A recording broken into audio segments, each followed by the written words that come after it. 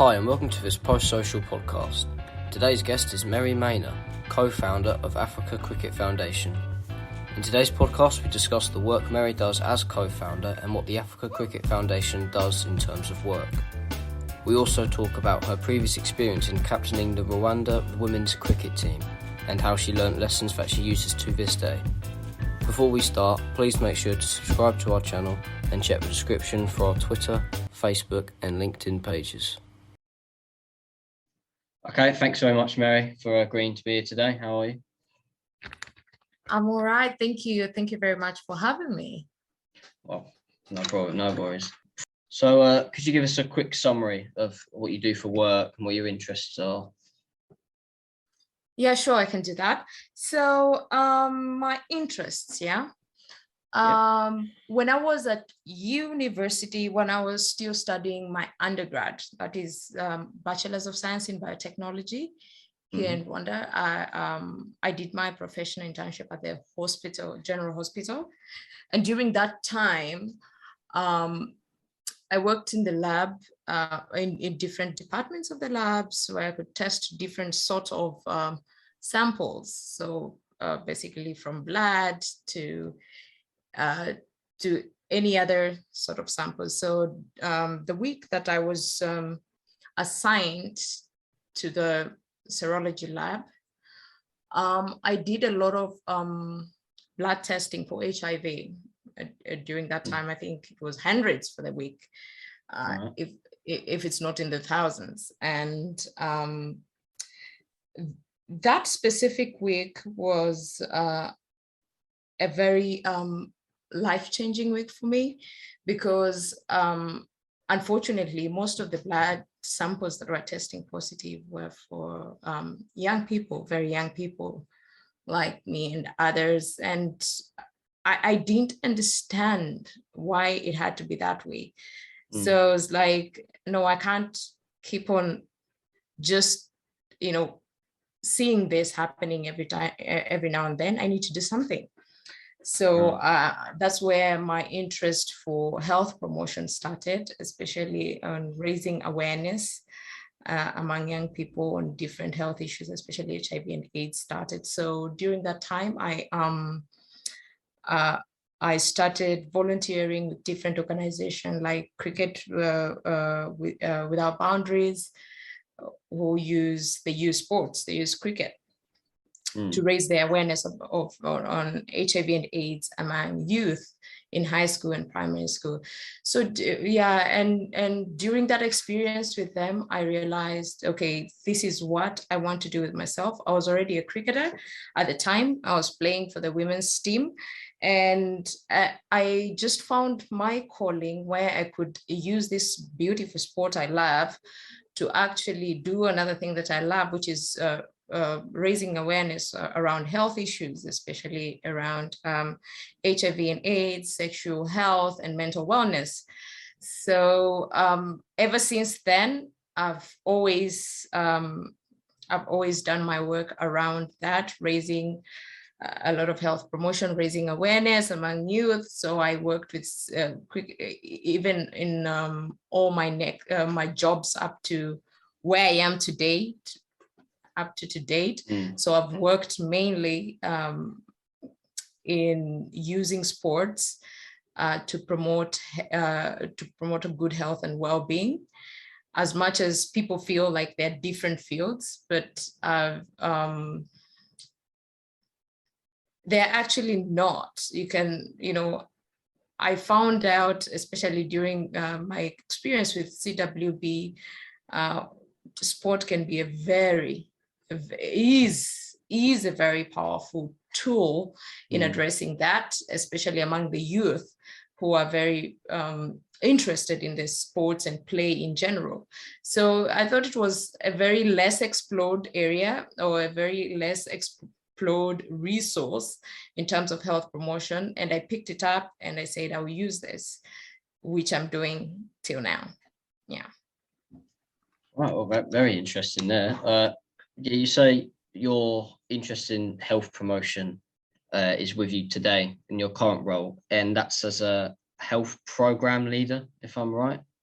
Yeah, so Yeah. at the moment, I work as a health program director at Mm. Africa Cricket Foundation. So basically what we do is using the cricket sport to address health issues. It's a framework of sports for development, what I was talking about, where sport can be used as a methodology of addressing different social issues. So not only health promotion, I work a lot around women and youth empowerment, leadership, and Right. social inclusion, because those are also other areas that actually affect people's lives as well. So those are the areas I use, but mainly using the methodology of sports, using sports to address social inclusion problems around health promotion and also leadership in general. Yeah. Right. So, yes, obviously your role is for health promotion there. So, in what ways do you do that in your job? So, what ways does Africa Cricket Foundation do to help health promotion, like events, sort of, for example? Well, I would say maybe to give a little bit of context about Africa Cricket Foundation. It's an NGO I co-founded recently after after all these experiences I've had working with cricket to address different social issues, and after seeing the impact sport and to be particular cricket has had in the different programs I've worked in terms of like the positive outcomes we've had and the positive impact we've had while using sports to address these things. So Africa Cricket Foundation was born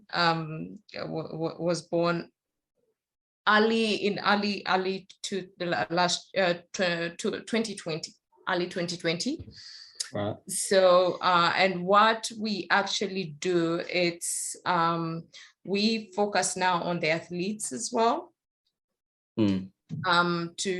We our mission is to promote cricket development in Africa. So by cricket development, we believe that a cricketer or as an athlete or a sports person um, is not only characterized by their ability to bat and ball, but by their ability, by their 360 abilities. So basically, know well how to manage themselves, know well how to express themselves, know well how to manage their mental wellness and all that. Mm. So yeah, our organization is actually aimed at addressing that among female athletes in Africa. So we have 3 programs that are already running at the moment. First program is we call it Superchamp Masterclass. So it's a workshop that empower female athletes with sexual reproductive health awareness, leadership skills, and mental wellness tools to help them in their cricket journey, not only their cricket journey, even after their cricket journey. So basically on and off the field, tools that will help them for a longer period of time, not only within cricket. Another program is elite tours, tournament tours. So we kind of put together an African team and which participates in different tournaments in South Africa. And another one is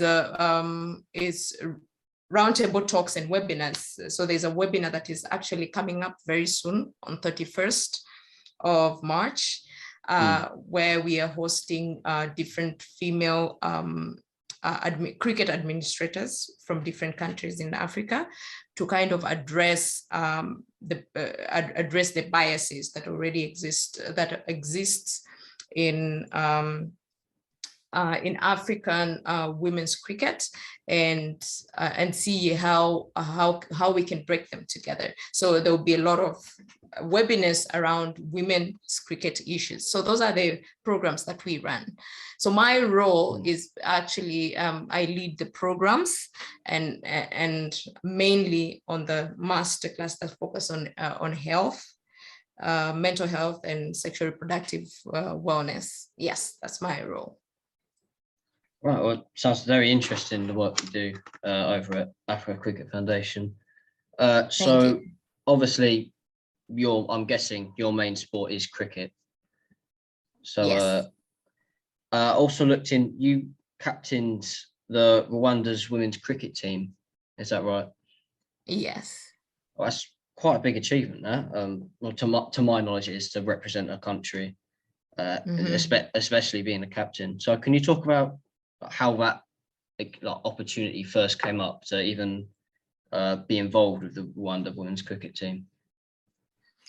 Well, I would say my cricket journey has not been very long compared to other people. So I would say I was introduced to cricket in 2011, and I usually like to call it the best accident that ever happened to me, because it was by accident that I actually bumped into cricket. So in high school, that was in 2011. I used to I've always been sporty in terms of engaging in different sports, but only at a very low level. I was just keen on keeping fit and all that. So one afternoon when I was just doing my usual evening jogs, it happened that at that particular day and time, our women's cricket team at school had hosted the national coach. So when the national coach was there and I was doing my rounds of, jog and all that, he thought I was part of a team, and I decided to warm up without waiting for instructions. So he was very, very mad, and was like, you have to join the rest and wait for instructions. Right. But because he was very, very upset, I decided, okay, I'm not going to make you upset anymore. So I'll just join the team for the meantime. Before you know it, I'll be gone. So I remember it was a bowling session, and for some reason, he kept thinking that I was doing a good job with the bowling. It was like, wow, that's great. And it was my first time doing it. And I was like, okay, so this might be actually easier than I thought. So I think from that specific session, my next question to the girls was like, when is your next session? And I kept on going there. Before I knew it, I was already in the girls team at school. And I think a year later, I was selected for the under-19 women's team. Ooh. A year later, it was a very, pump year. So and then the year after that, I secured a spot in the senior women's team. So it is cutting the long story short, but there was a lot of hard work that was put in there. I just fell in love with the sport, and especially the people themselves, how accommodating they were. And when I started, I didn't look back. So I put a lot of hours, put a lot of time, effort, and all that. So yeah, I managed to get into the women's team, and I was appointed the captain at the time. So I captained the women's team for about 6 years before I retired in 2019. So yeah, for 7 years. Yeah, that was 7 years. Yeah. So that was my my short story, or my short journey as a captain. But to be a little bit more about my experience as a captain, it's a little bit different. I would say it is one experience that that made me develop as a human being, that made me develop as a leader, that made me develop as an athlete. because, as a captain, it's not just a responsibility of playing and representing your country. It's also being responsible for other players who are representing your country. So basically, you're the representative of the people representing your country. And that gave me a whole big sense of responsibility. It equipped me with skills of resilience. It equipped me with skills of, even knowing how, it's hard to know how to manage people when you don't know how to manage yourself. So I had to intentionally learn some of these skills to be able to captain our team. And I also had basically, as a captain, it taught me to